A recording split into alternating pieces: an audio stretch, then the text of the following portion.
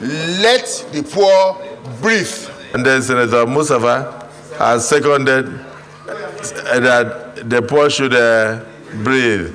Those who are in support of the additional prayer that the poor should be allowed to breathe, say aye. And those who are against say nay. The ayes have it, the poor must be allowed to breathe.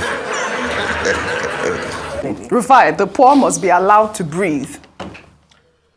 I don't know what is so funny about a bunch of guys that got 70 billion while others didn't get anything.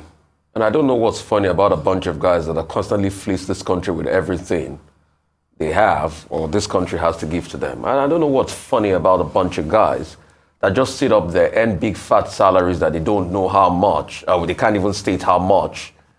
And they collect over 100 and something billion every year to run a bunch of less than 500 guys. And they sit down there and mock the poor people of this country that they steal from every single day. So I don't know what's funny about that. I mean, it's just reflective of the insensitivity of this bunch of guys. They are fat over bloated pockets with their fat barbarigas and regalias, and they laugh at the insensitivity of the pain of Nigerians. But I've got news for them.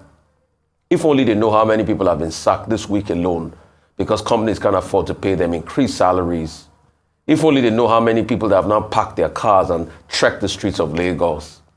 If only they know how many people that they don't know where their next meal is going to come from.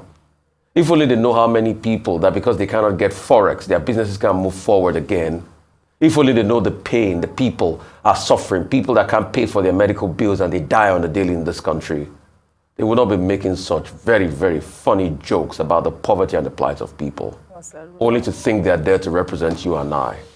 Really, senators, let us breathe. It's not funny.